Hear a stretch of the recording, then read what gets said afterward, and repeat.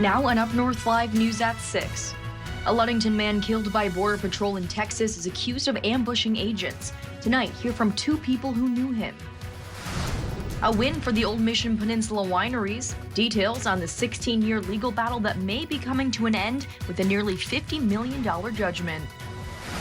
Plus, one of northern Michigan's busiest campgrounds is closed during what would be the height of the season, the transformation taking place. And a new play area to help shelter pets enrich their senses. This is Up North Live News at 6 on 7 and 4.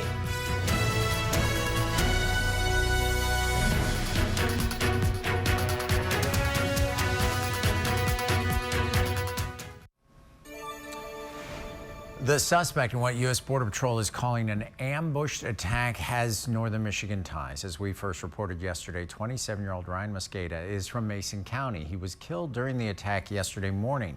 Our Allie Baxter joins us now live from our content center. Allie, you spoke with some of Ryan's former classmates today?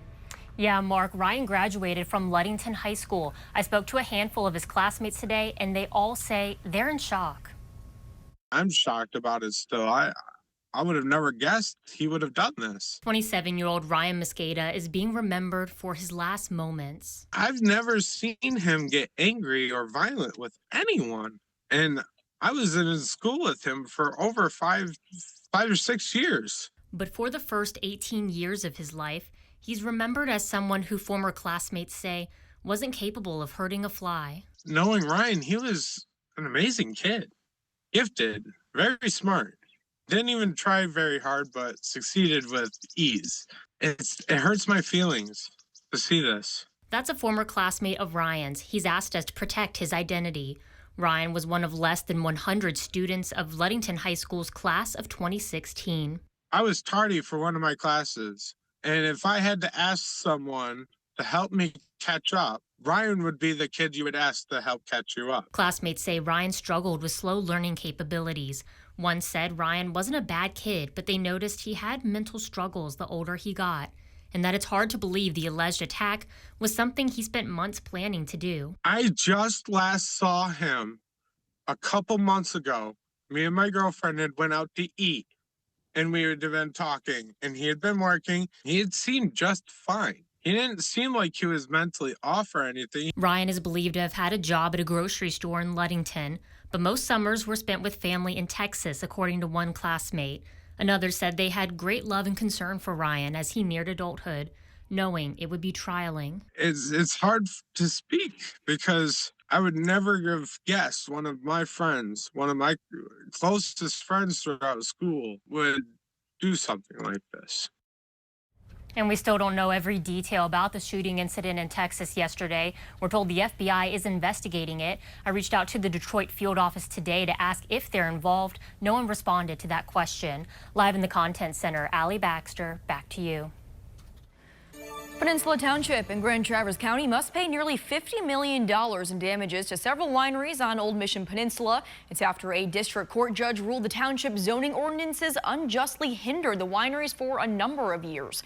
This decision could potentially end a 16-year legal battle, but the township could appeal the decision. Wineries of Old Mission Peninsula filed a lawsuit against the township in 2020 due to the impact the township zoning ordinance has on the wineries. WOMP argued the ordinance violates the winery's constitutional rights by restricting certain events like weddings and receptions and restricting the hours of the wineries. In June 2022, a district court judge ruled a number of zoning restrictions for Old Mission Peninsula wineries illegal and unconstitutional. And this is, frankly, this is the result I expected. It's exactly where I thought that the judge would come down on this. I will tell you that being able to make that call to my clients to tell them, what happened is a great day, and they were so happy, they're ecstatic. The Peninsula Township Supervisor provided a statement on the decision. It says in part, quote, "In our view, the ruling reflects significant legal and factual issues that warrant serious scrutiny. We're actively reviewing the order and its underlying rationale. Based on our preliminary review, we believe there are substantial grounds for appeal." And for more information, to see the full statements from the Peninsula Township Supervisor and the wineries, head over to the UpNorthLive website and mobile app. Reaction tonight to a federal judge's ruling yesterday that gives the Mackinac Ferry Company and Sheplers the green light to raise rates. This comes after Sheplers and the Mackinac Ferry Company filed a lawsuit against the city of Mackinac Island. The suit alleged the island does not have the authority to dictate schedules and ferry rates. It comes after the Michigan Senate approved a bill that strengthened Mackinac Island's authority to regulate fees. That bill moved on to the House. We talked with State Representative John Roth, who says the federal ruling trumps any state legislation on the matter. Judges are very clear. If you start to restrict businesses, they're going to come down hard on us. So it is a strange situation. It's an 1899 legislative law that gave Mackinac Island the right to contract with ferry service, but it doesn't include baggage and parking and a bunch of different other things. And I think this ruling by the judges, we better proceed with caution. We tried to contact Mackinac Island and the Hoffman family of companies, which owns both ferry companies serving the island. No one responded before we went to air. And some people who were crossing the Mackinac Bridge Sunday said they experienced long delays. So we reached out to the Bridge Authority to see if there was a problem or just usual holiday traffic. Bridge Authority spokesperson James Lake says that around 600,000 vehicles cross a bridge in each of the July and August months. James also says that there is a buildup of traffic before the big holiday weekend, such as the 4th of July. We have 8 lanes, typically 4 open in each direction. We can switch one of those middle lanes to serve either north or southbound as demand surges.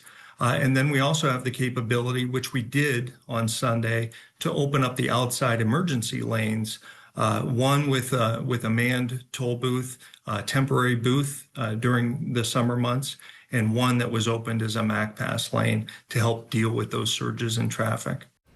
Lake says 4th of July traffic across the bridge was actually down from a year ago. He says the busiest times to cross a bridge is typically Friday and Sunday from 11 a.m. until 4 p.m. It's also been found that it is faster to pay with cash versus credit cards. Lake says it saves around 11 seconds. A man and his 2 daughters safe tonight. It's after an off-duty U.S. Border Patrol agent from the Sault Ste. Marie station rescued the man from drowning and helped track down the 2 girls. That's according to U.S. Customs and Border Protection. On Saturday, CBP said the officer heard the man call for help as he was struggling to stay above water in the St. Mary's River. The agent paddled a canoe to the man, placed a life vest on him, and pulled into shallow water. CBP said the agent learned the man had fallen out of his boat while pulling his 2 daughters in a tube. The agent and the man then flagged down a passing boat to look for the missing girls. The 2 children were found safe and then reunited with their father. The pair said they fell out of their tube but managed to swim to shore. Sault Ste. Marie police officers later found the boat crashed against the seawall. Tonight, a look at just how much goes into guaranteeing safety on campus at Michigan State University. MSU's Department of Police and Public Safety say a more than 3-hour training exercise is just one way they prepare for worst-case scenarios. It happened on MSU's East Lansing campus, and it all centers around testing and evaluating the multi-agency response time and capabilities with both police and firefighters.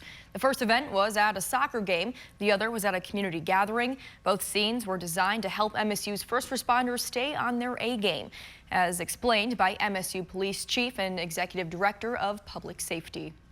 Some of our objectives that we were looking to test and evaluate today was our unified command, our security operations center, our staging plan, our rescue task force officers, athletics. They'll spend the next several weeks going over commentary from observers and evaluators so they can hone in on their strengths and weaknesses. Continuing coverage tonight. This week, in the past, the Keith Charter State Campground would be at capacity. The popular Traverse City destination filled with campers and visitors. Today, it's empty and will be that way for months and months and months. So what changes will campers notice when it opens again in 2027? We found out.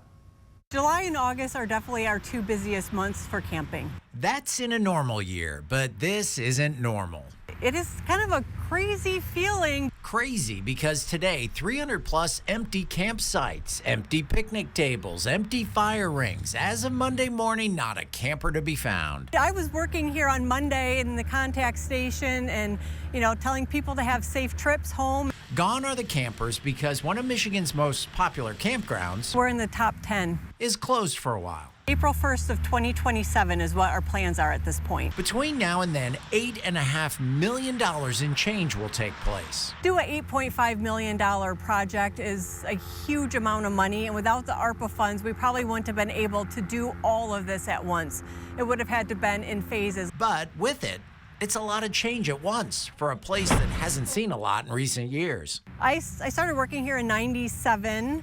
And we've had 2 updates since I've been here, and I don't think they had any updates before that. A long time coming and a lot of work ahead. Right now, we're moving out of all of our buildings. Because it's time to not repair them anymore, but finally replace. They're in poor repair. Our headquarters, we've outgrown. A new headquarters in a new location. We're going to be starting to build a bridge, which is going over Mitchell Creek. That is where our new headquarters is going to go onto that 29 acres that's just south of the park.